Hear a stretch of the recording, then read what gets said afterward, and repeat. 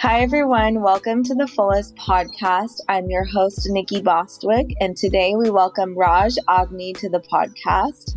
Raj has an extensive and impressive background in the healing arts. He's a metaphysician, author, alchemist, herbalist, artist, painter, musician, entrepreneur, and businessman. He offers entity clearings and rebalancing of the energy bodies, including the etheric body, the emotional body, and the mental body. To date, he's treated over 20,000 people from his Maui clinic. He also operates under the name Steve Score. Is it Score? Sure. Yeah, sure.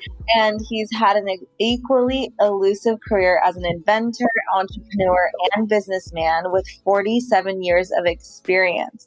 He's the founder, CEO, CSO, and chairman of Extended Longevity that looks at cellular processes that can strengthen and increase human longevity.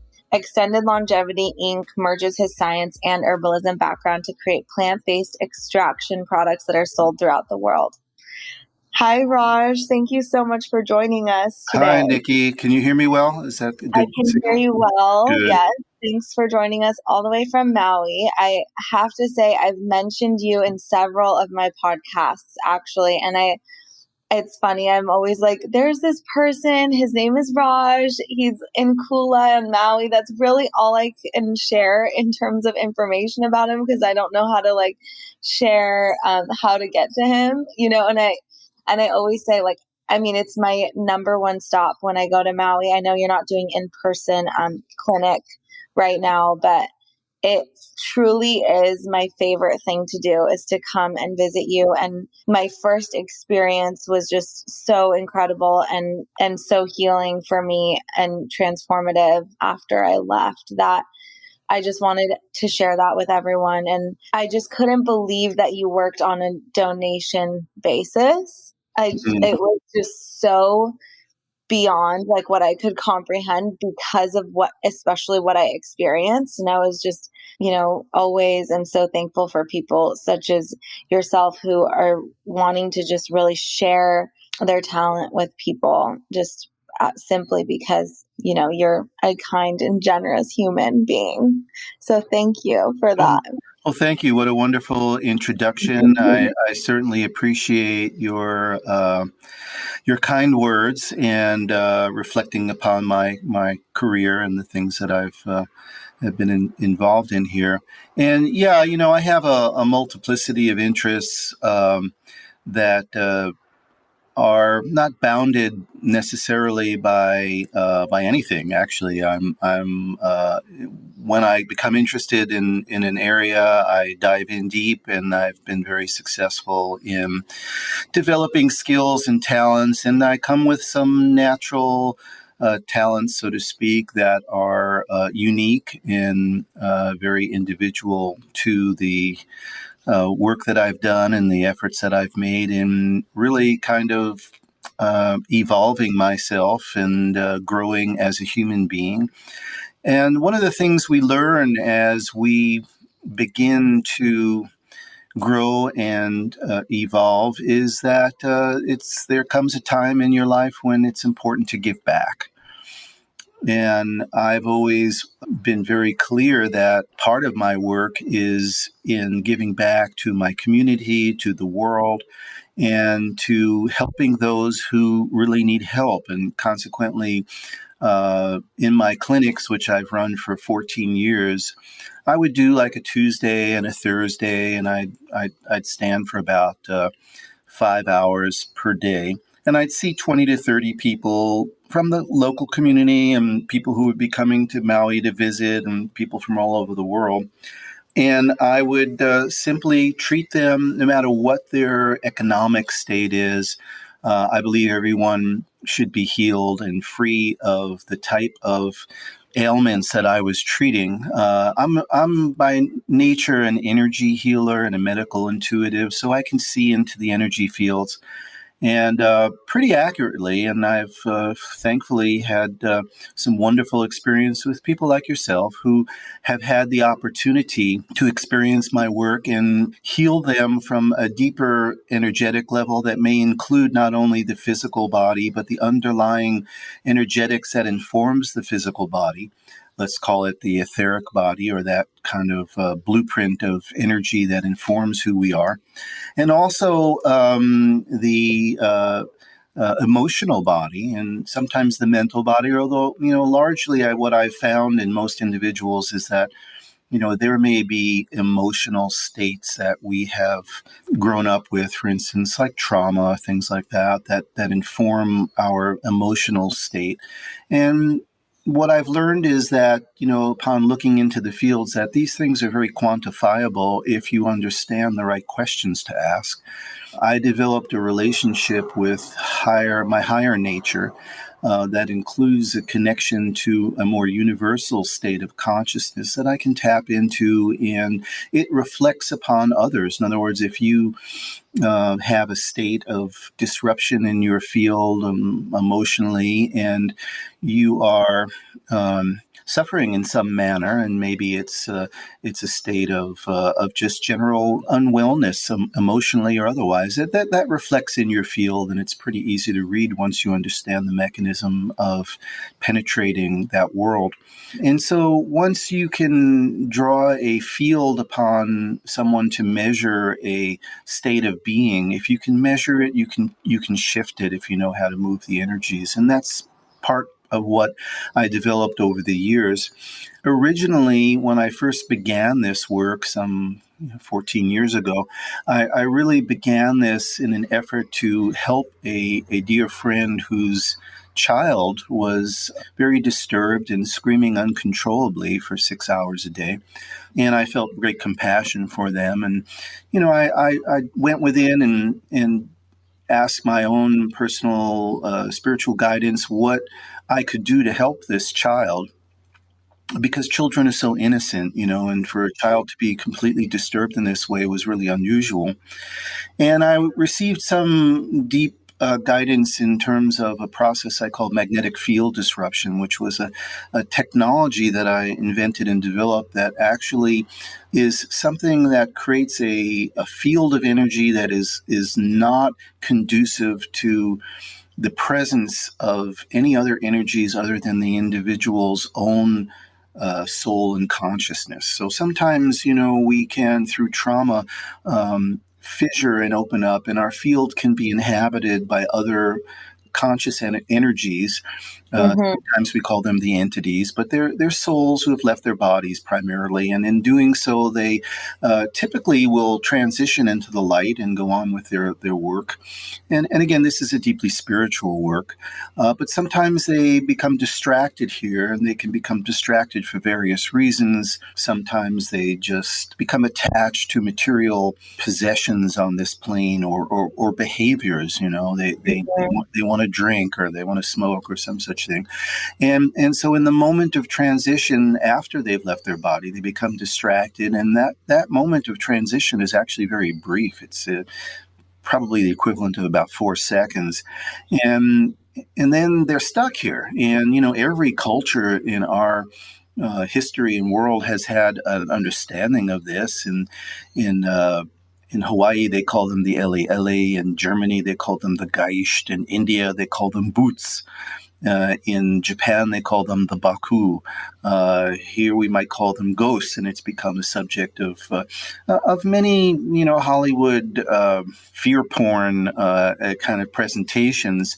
In truth, it's a phenomena that happens more so now because life is more complicated than it used to be.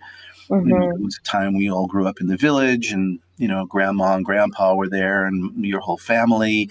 But now we're scattered all over the world, and people move around a lot. And the support that we used to have, we simply don't have anymore. Also, there's a great deal of trauma going on, and trauma can happen in many, many ways. It can be abuse, it can be childhood abuse, it could be abuse from others that may range into sexuality, and so everyone has a different experience of trauma. It could be you crashed your car, I mean, there's all kinds of things that happen in life that are traumatic in nature, and they do affect the consciousness, and they are taken into the energy fields. And in many cases, they are not necessarily resolved. They just are there. And so these traumas can be resonant in frequency. So that means they're there, and they're energetically resonating, literally. And that resonation field of trauma can project itself into the environment. And it can cause problems for your existence, because sometimes traumatic energy, especially in the resonant form, has a magnetic nature to it, and it attracts circumstances into your life that reflect what that trauma is, not to punish you, but to cause an awakening of the individual's awareness so that they can resolve it. The only problem is we don't know this, and we don't know how to deal with it.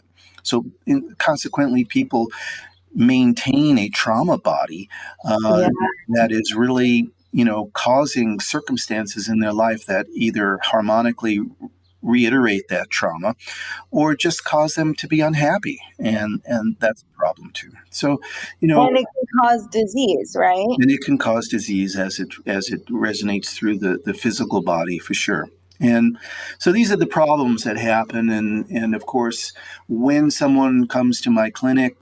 And yes, you're right. I stopped doing the clinic during COVID times, but I do remote work, and I do see some people from time to time here on an appointment basis, but I don't have an open clinic running because of my desire to limit my exposure to other people's health issues.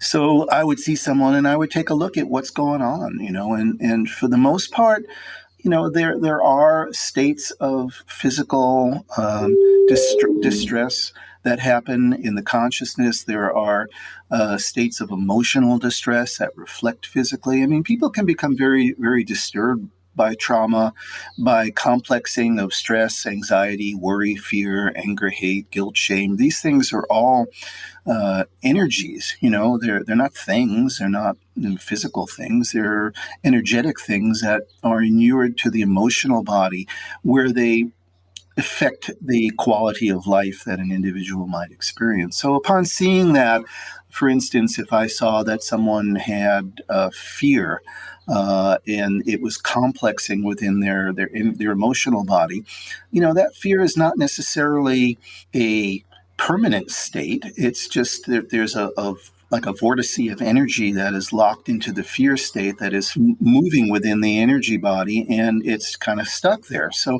that can be lifted, that can be moved, if one were adept at the understanding of how energy can be cycled within the emotional body.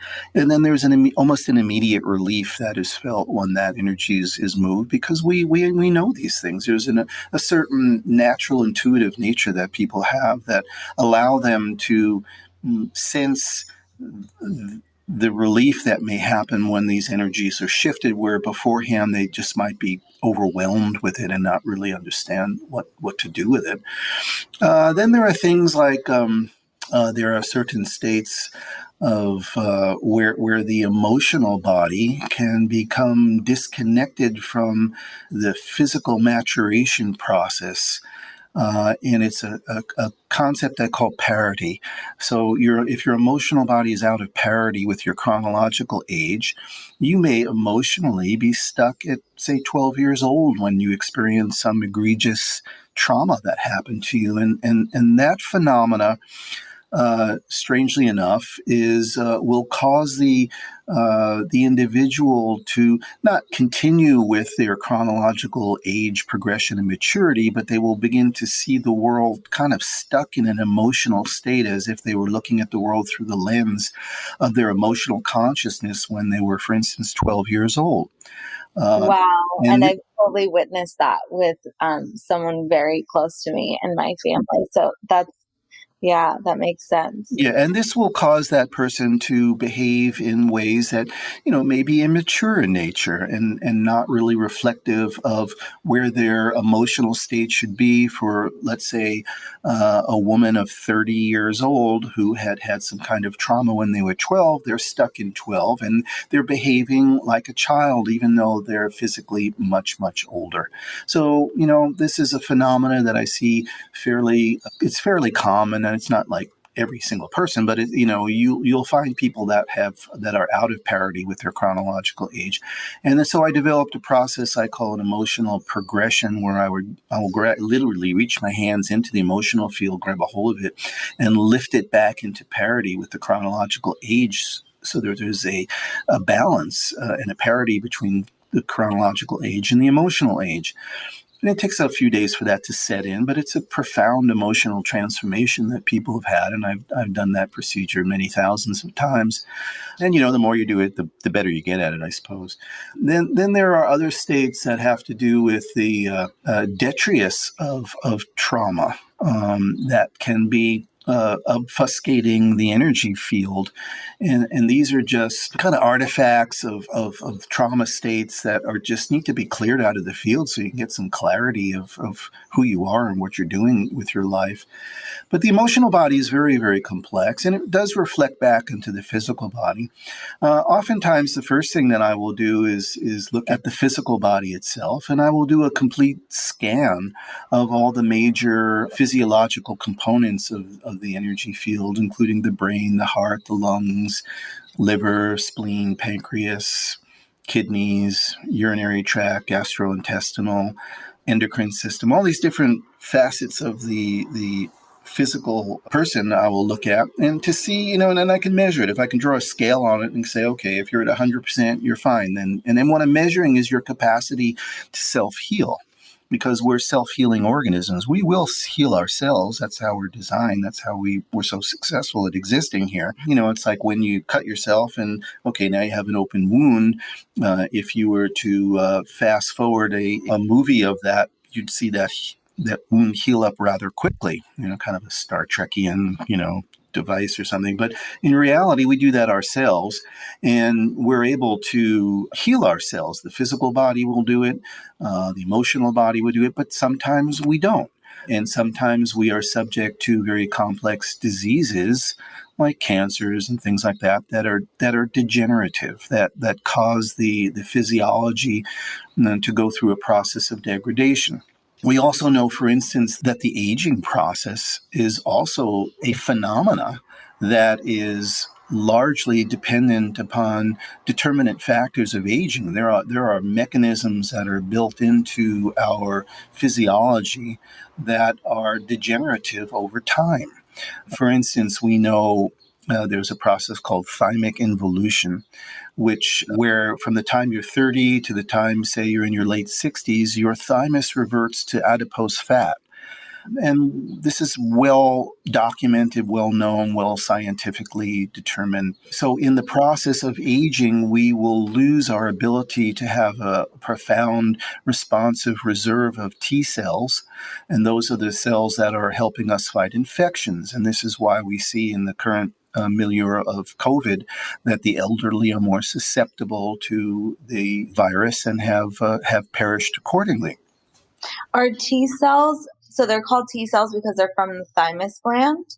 And are they the same as, they're not the same as telomeres, are they? No, they're not the same as telomeres. And the thymus gland is one major reserve of T cells. They're actually manufactured in various parts of the body. But the thymus has developed as kind of a reserve of T cell production, so that if there was a significant assault on the physiology, that we would be able to marshal up a defense by producing more of things like T cells and macrophages and the cellular response that deals with a viral contagion that we come in contact with. I have two companies that are very involved in the issues of the viral problems and also the aging issue. One, which you mentioned, is called Extended Longevity, and you can find out more about my work by going to extendedlongevity.com. And in that business, I've created a series of products. There are initially 9 products that are extract formulation. I call them synergistic and mimetic phytotherapeutic formulas that address the conditions of aging. And currently, because of the advances of science, we know what these conditions are. And interestingly, in the past few years, we know how to test for these conditions or the state of the physiology with respect to these conditions. And now we also know that they're all reversible. And isn't that interesting? And in that world, I started this process a few years ago when the initial research began to appear with a process called the epigenome clocks. And the epigenome is a record of all the proteins that have been turned on and off, and it rides on top of the genome, which is the DNA that we know is the blueprint of life. So there's not only a blueprint, but there's also a record of what has been turned on and off in terms of the proteins that make life.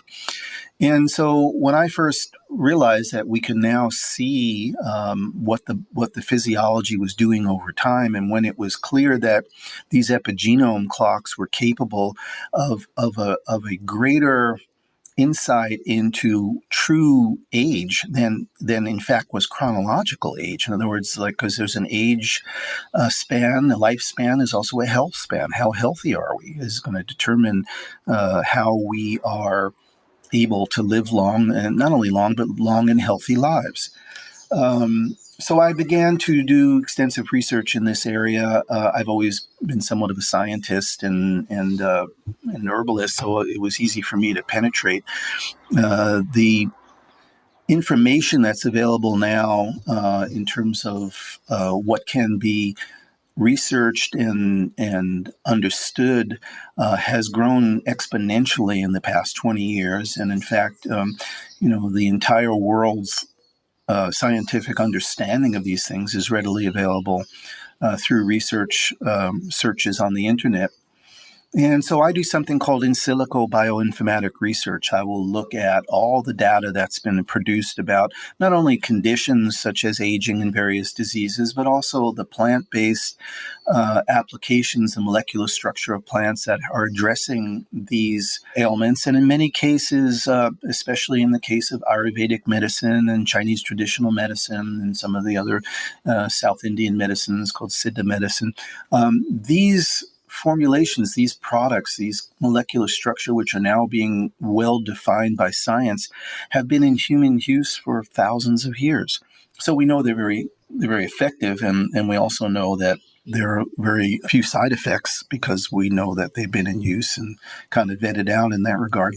So upon looking at the research on aging, I determined initially 9 what I call determinant factors of aging.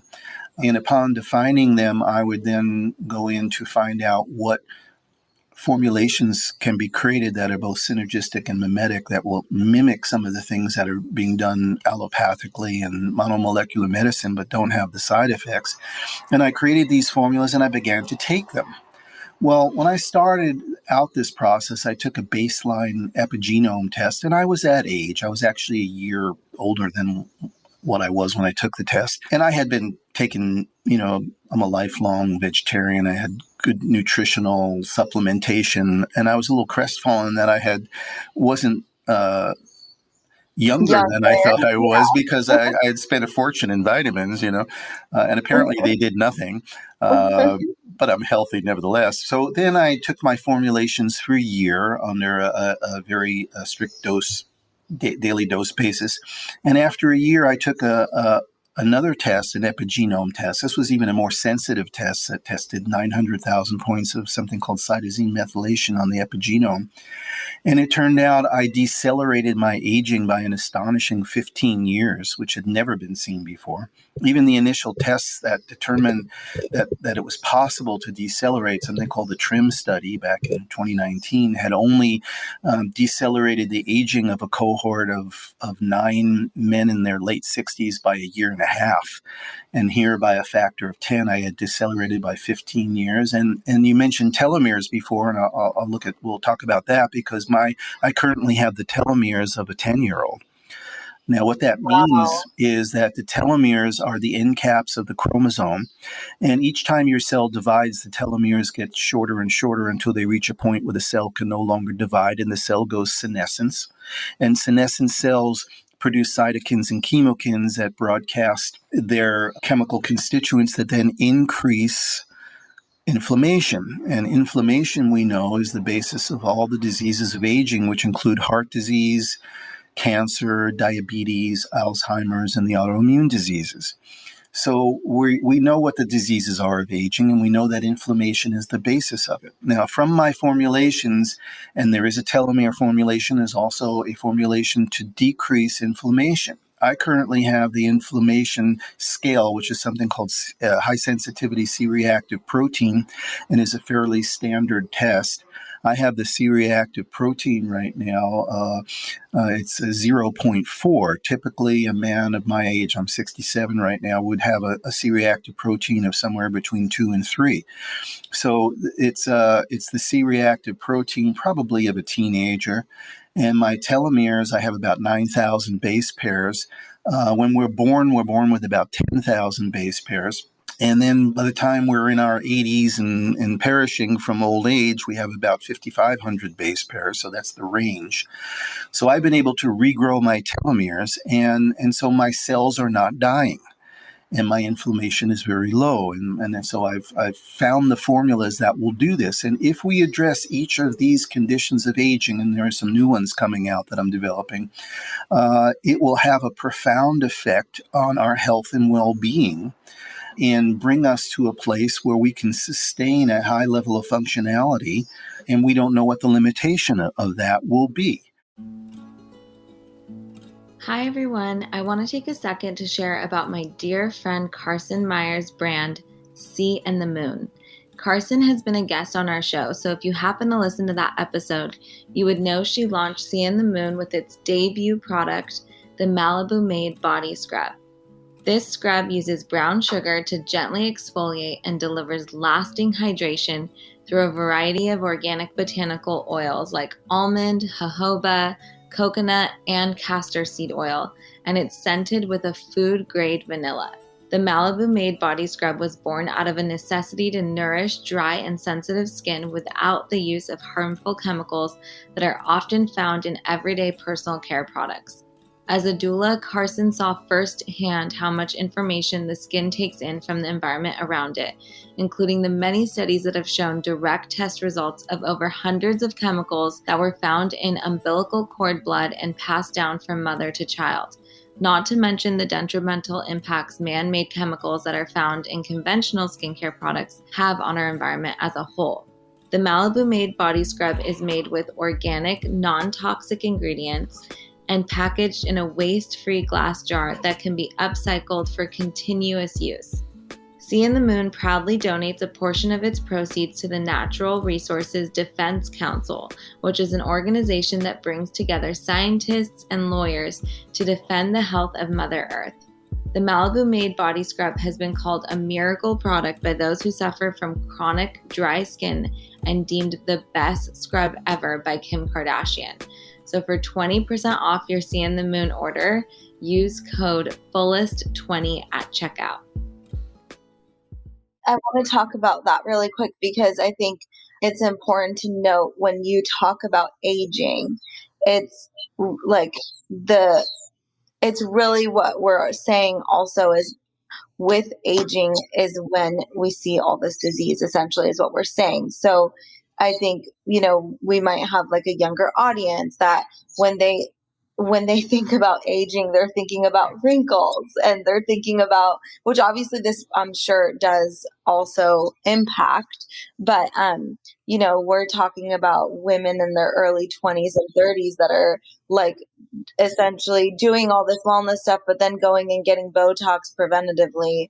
And that's a whole nother conversation, obviously. But I think the term aging, I just kind of want to define here, because what it sounds to me is that when we talk about lowering our age or our we call it decelerating the age, then we're essentially talking about preventing disease. Well, correct. right? I mean, Yeah. there's a one for one there, Yeah. because the question is, what makes us age, and if the conditions of aging, like you said, wrinkles and this sort of thing, are an indication that the aging process is in play. Oh, yeah. How do we stop that? How do we reverse that? Now, unfortunately, we live in a very age-centric culture that really values the youth above all else. And look, no one's going to be 18 years old forever. Yeah. That Exactly. passes rather quickly, I might add. Yeah. And not only are we dealing with the natural processes of aging, we're also dealing with environmental assaults like pollution, like the foods that are unhealthy for us, the glyphosate, the GMOs. There's a lot of things going on that are assaulting us.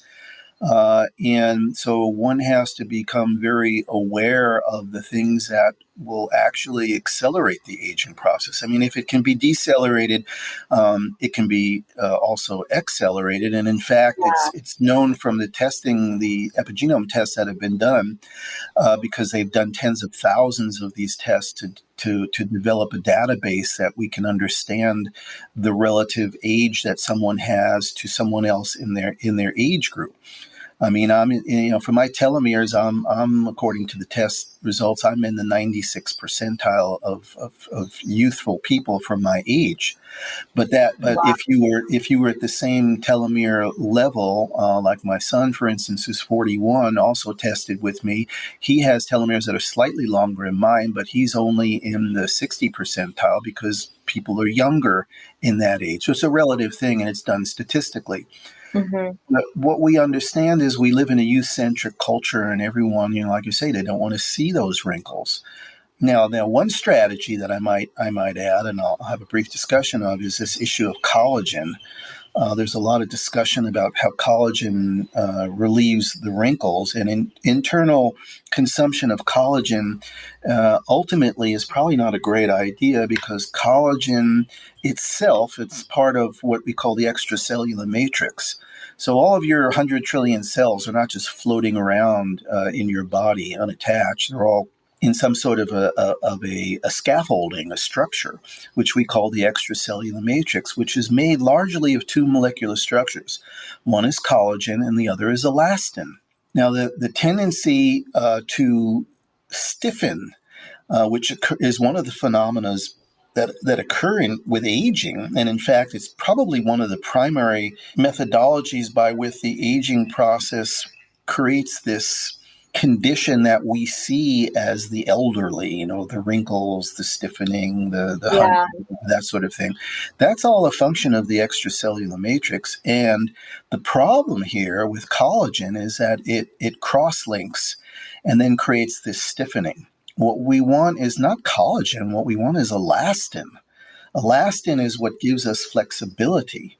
That Uh, makes so much sense. yeah, so people that are taking collagen might, in the short run, reduce some wrinkles, but in the long run, they're adding to the problem of an imbalance of collagen compared to elastin. There's a ratio Wow.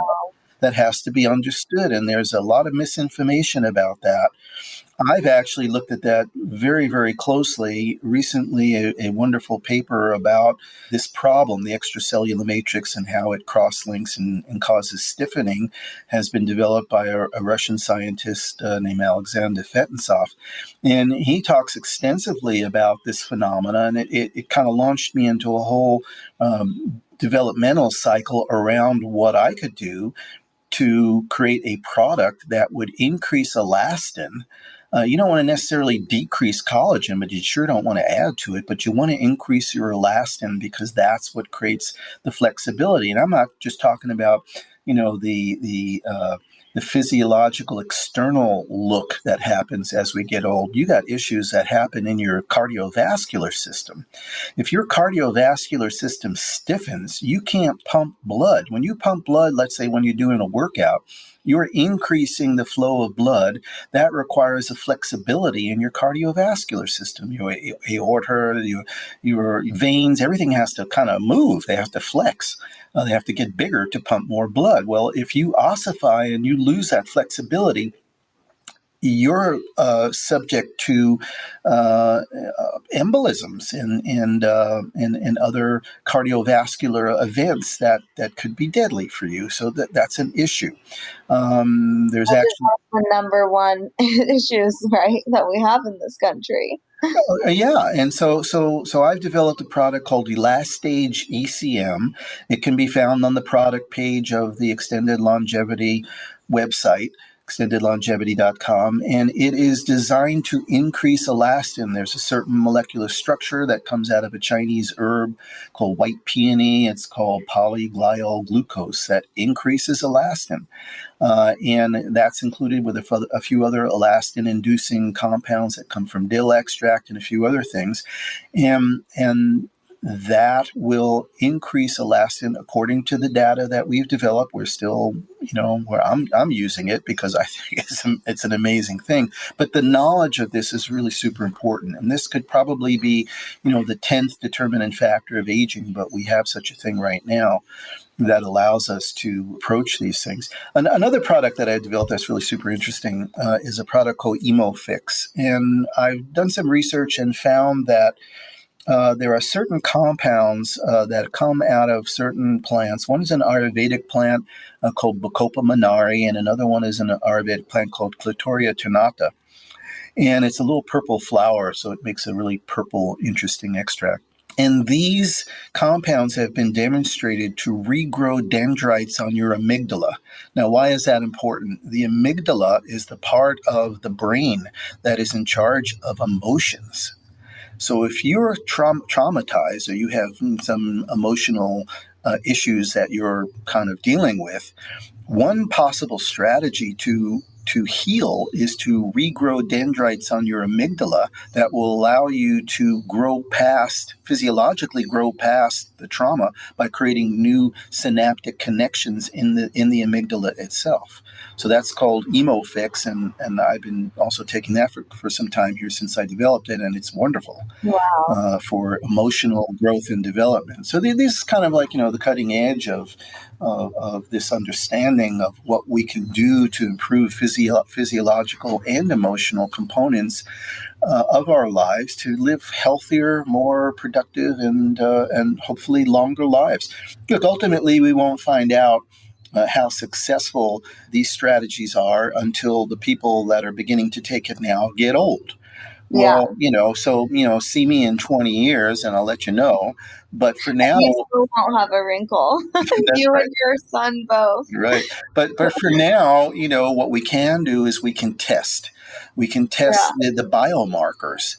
And one of them is the epigenome, which aggregately has been demonstrated to be a more accurate reflection of age and actual chronological age. Look, some people age well, some people don't. Some people look great in their 60s, others people don't look so great. They look like they're suffering. So these are strategies that I think are ultimately will become very, very useful. And I think that based upon the science that we understand, my approach is start now. Start as young as possible to begin to reverse these situations of, for instance, telomere lengthening or proteomic dysregulation or inflammation. Look, the easiest thing we can do is reduce inflammation in our life, because inflammation ultimately is the root source. And of course, cellular senescence, when the cells die, and there's a lot of reasons they'll do that, but one of them is the degradation of the telomeres, they will produce not only the chemokines and cytokines that broadcast inflammation to the body, they also communicate with dysregulated communication with the adjoining cells, saying that it's time to perish. Now, another really interesting story, this is a story I love to tell, there's a researcher out of the University of Berkeley, Irina Comboy, and her husband Michael, who had done some amazing work with blood signaling. And there's a process that they've done called heterochronic parabiosis. Now, that's a fancy word. What does it mean? They take an old mouse and a young mouse and they sew them together and they connect their circulatory systems. And what they found is the young mouse got old and the old mouse got young. And they said, wow, what's causing that? So they did the research and found out that it was too much transformational growth factor beta 1. and too little oxytocin, which is, is the feel-good drug that happens when you're giving birth and other things.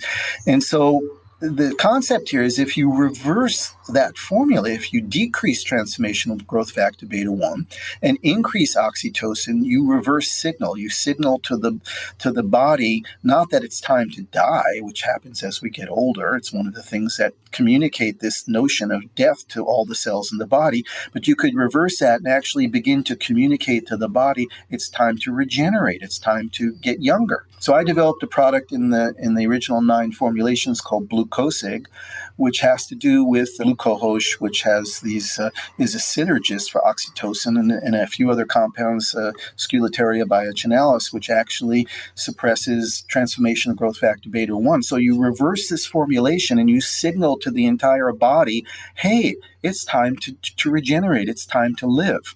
So this is another approach of the 9 determinant factors of aging that I'm using. So, you want to hit all of them. You want to figure out as many as possible, and you want to get them. You want to reverse them. Hi, everyone. Let's take a moment to discuss your mattress. Finding a comfortable, non-toxic, and chemical-free mattress became a main priority for me once I found out what traditional mattresses are made from. Not only are they not sustainable for the environment, but they're also detrimental to our health when we consider the amount of time we spend laying on our mattress, which is about a third of our lifetime. I'm so happy to announce that this podcast is supported by Avocado Green Mattress, offering mattresses that are handmade in California with certified non-toxic and organic materials. Avocado Green Mattress is climate neutral certified and a member of 1% for the Planet, where 1% of all sales, not profits, but sales, which is a lot, go to environmental nonprofits. So visit avocadogreenmattress.com and use code TheFullest for $150 off a mattress for the Fullest podcast listeners. I really, really love my mattress so much, and I can't wait to hear what you guys think about yours. That story reminds me actually of my husband's grandfather. His partner passed away and he started dating a younger woman, and I feel like he's just getting younger and younger because of it. And it's kind of like just reminded me of the mice. Well, there's one of the secrets, but don't tell too many about that. Yeah, totally.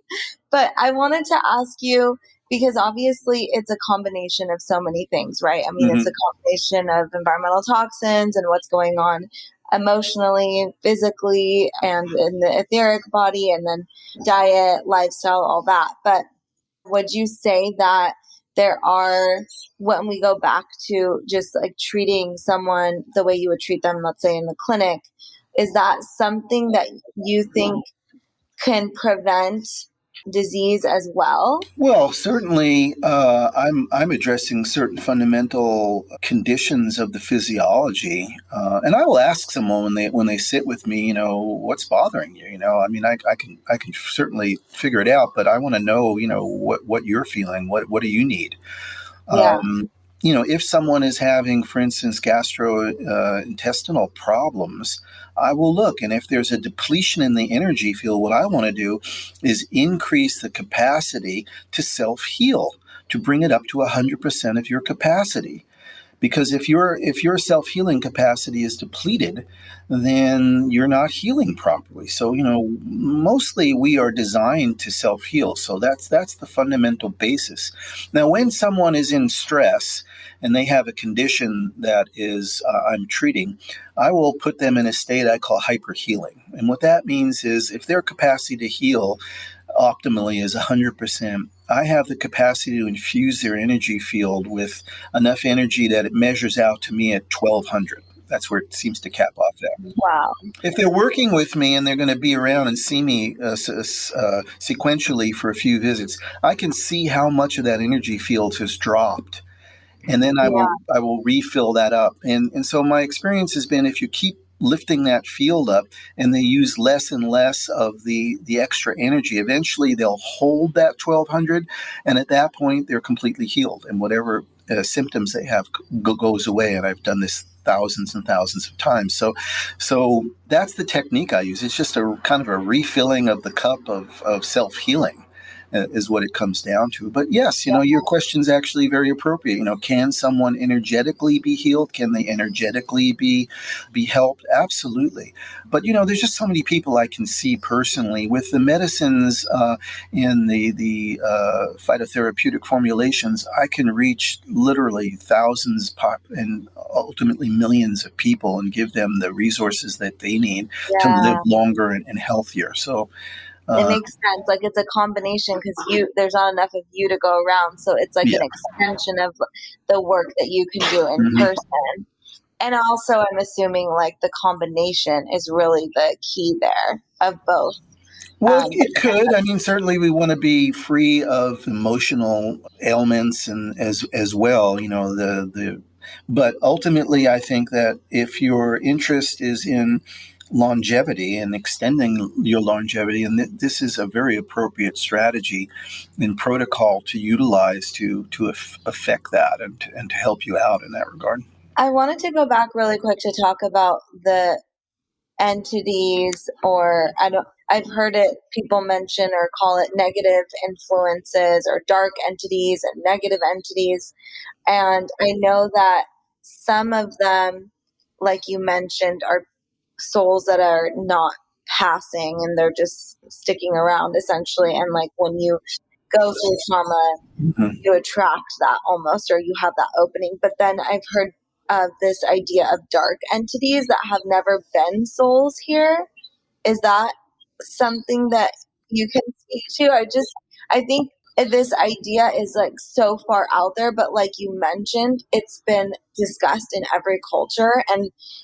And like I've come to you several times now and I've never experienced that, but I've had family members who have come that have been cleared of that, either with you or with others. And other people have mentioned, oh, like this entity has been around for 46 years, for example. And then it's like, oh, 46 years ago, I had this crazy traumatic event where I grew up during the war, and this was what was going on during that. Right. Well, for the most part, the entity phenomena is a phenomena of human transition from living states into discorporeal states. If one has the understanding that we are serially incarnating beings who have an immortal nature, then that all makes sense. If you don't believe that we're serially incarnating beings that have an immortal nature, then that probably doesn't make sense. But for those of us who believe that and who have an understanding of the transcorporeal nature of consciousness, the eternal nature of consciousness, then we are transiting in and out of the physical body. And as you know, in the history of humanity, there's been hundreds and hundreds, billions of people that have been born and also have died. So this is a phenomena that produces a lot of transitioning from the living into the dead states. Now, as to darkness, human consciousness is plenty dark. And human imagination is also feeds into that and can be very, very dark. And we know this because of the fear porn that is produced out of Hollywood and the horror movies and this sort of thing. That's not really good for human consciousness, but it definitely reflects in a somewhat perverse artistic manner the nature of how the human imagination could go deep into these states. Now, as to the nature of demonic states and this sort of thing, a lot of that is religious pornography. It's just it's ideas about control that have been manufactured by institutions like the churches and things like that who want to control people through fear. Mm-hmm. How is there a nature of interdimensional dark consciousness, perhaps. I mean, there's where there's light, there's the antipode of darkness, and they work together. But in fact, if we're talking about the devil and personifications within the human imagination of this sort of darkness, I think most of it is the human imagination taken to a very perverse degree. In my experience as a healer in this issue, I see, and I think the entities, maybe the word is a little scary, but it's just souls who are transitioning in and out of the physical incarnative experience. Some of these souls can be, kind of dysregulated. They can be very, in themselves, have had dark experiences in their life because of the effect of the fear porn, the horror movies, this sort of thing. How much of that is real?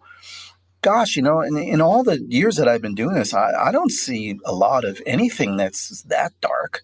I see bad actors who and I see people who are very disturbed from trauma or drug addiction, or just have very deep pathological conditions. But as far as extrapolating that into some sort of ultimate darkness, I don't really go there, because I just see that the human soul itself is plenty dark without having to go to invent new forms of darkness for it. Yeah, exactly. I don't disclude it as an ultimate possibility, in the same way that I don't disclude aliens from other planets and UFOs. I've never seen them myself, but I don't disclude it. Mm-hmm. I see anecdotal evidence that these phenomena exist, but I haven't personally experienced them to say, oh yes, an alien came to me, or I saw a UFO. I've not. Yeah. But I've seen plenty of movies about it. I've seen plenty of podcasts and videos on YouTube that show stuff that look like that. And I have to say, okay, maybe it exists. I don't know. Maybe it does. Maybe it doesn't. I'm open to it. I believe in the possibility that in a universe as infinite as we exist in right now, and don't forget, 100 years ago, the entire universe was in the 1930s, the entire universe was no more than the Milky Way, which is 100 billion stars, and we know that there's hundreds of billions of Milky Ways. So the expanse of human understanding is so vast. To think, for instance, that there is not life in the universe, I think is foolish. Mm-hmm. Of course there is, but also look at the distances involved in this massive universal expression, and that kind of blows my mind too. I mean, there's a lot of information right now about how fast the distances are, the speeds of light, how long it would take to visit someone, how truly small and minuscule we are here in this one planet.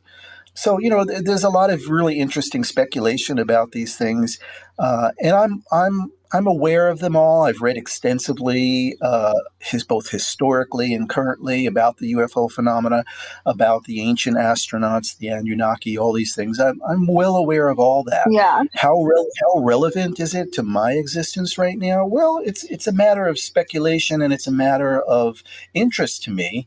But really, I'm looking at, how do we live better, healthier lives? How do we become better human beings with what we have? Mm-hmm. So that's my focus on that. And going back to the different energetic healing that you do, and you kind of mentioned addiction, so I just want to touch on it. Not just addiction, but that's just an example. Like, do you think that sort of thing can heal someone who's dealing with addiction? Or yes, I do, and I'll give you one example. For instance, when you're dealing with the entity issue, which are souls that are parked in your energy field, they're parked there because they have not transitioned into the light, and they miss having direct corporal contact with the physical world. You need a standard issue physical body to knock on wood, for instance. Okay, that's how it works. So if you don't have that, and you are a low enough vibrational consciousness to not realize that that's not behave in ways that help satiate that desire nature that you may have as an entity to experience the alcohol thing. So now all of a sudden the host person is sitting there saying, God, I think I want to have a drink. I don't even like alcohol. I think it tastes terrible, but I really want to have a drink. Okay, I'll have a drink. So you have a drink, no big deal, unless you get, super drunk or something like that, and it debilitates you. But let's say you have the drink and you catch a little buzz, fine, and then that's over and it goes away. Well, maybe it didn't mean that much to you, but it did help satiate the desire of the possessing entity. Now, if you take that to an extreme condition, you may have a possessing entity affecting the consciousness of a person to then develop habits based upon executing that desire that then become their own problem. So now, they have a drink, they have two drinks, they go back the next day and the next day, and all of a sudden they have an alcohol addiction problem. Now, it might have started off being inspired by the possessing entity, but now it's yours because you entertained it, you got involved in it. So if you want to get rid of that, the first thing you need to do is get rid of that entity, get him out of there, because that's the original influence. From there, you got to discipline yourself to not go down that road, but you won't have that influence anymore if you're cleared. Okay. Does that make sense? Yeah, that makes total sense. Oh my gosh. There's so much I feel like I could sit and talk to you about. And I just absolutely love hearing from you and also working with you. I didn't even get into my personal story to share with people, but I wasn't even, at the time I didn't have a period, and my cycle right after I saw you came back 28 days later. Wow. Exactly. And so I don't know if that was a combination. I know that it was definitely from working with you. And at the time I was, doing supplements and stuff like that to help, but it was something about just exactly the amount of time after I saw you that made me realize just, working with you really resonated with me, and you helped me so much. And now I'm pregnant with my second child. So it definitely was a transformative experience. And I always look forward to seeing you. And I even went to one of your, you were leading some sort of class one day also in your clinic. And I had the opportunity to join with my craniosacral therapist on Maui. And it was so fun. And I just love learning from you. So I just want to say thank you. Thank you for your work. Thank you for being of service. And I hope that, people who are listening that have wanted to contact you from me speaking about you in past episodes can now have the opportunity to work with you virtually, since you're now working virtually. And I want to say, when I worked with you last time virtually, I was curious how it would go, because it's such an incredible experience in person with just the way that your clinic is set up, and you have, just, I don't even know what you call it, the thing that you use to see the etheric body and everything that you've set up. But yeah, again, you tapped right in, and it was just as powerful for me. And so I just want to share that for people who are interested and people who are looking for a true healer who also has an extensive background in all areas of life. So thank you. That's very kind of you to say. Yeah, thank you, Raj, for coming on and sharing with us. And I'm really excited to look more into the elastane supplement that you mentioned that you have, and also into that research. I think it's so fascinating. And like you said, it's, groundbreaking, because right now it's all about collagen. And so just having that information, especially when it comes to aging, is just so important. Yeah. Yeah, it's good stuff. It's cutting edge understanding of the aging process, and we're really, we're just coming into a greater awareness of that now for the first time in history. And I believe I'm the first person in history to decelerate by the 15 years that I've done it. I don't see any evidence of anyone else having done that yet. So I call myself the first longevonaut. And you can find my work on aging at extendedlongevity.com. I also have another website called intelligentremedies.com. We didn't even get into any of the discussion of the antiviral stuff and some of the things that are happening that are contemporary now. But, everyone's welcome to visit those sites and see some of the other products that I've created. And I look forward, Nikki, to talking to you again soon. And I wish you health and well-being and all your things, and a wonderful birth with your second child there. And I will prevail for however long I can here on Maui doing this work and helping all that I can. Yeah, I'm coming in November, so I will see you then. I'll let you know the dates because I would Okay, love great. to see That'll be you. fun. I'll talk Looking to you forward. soon. Thanks, Raj.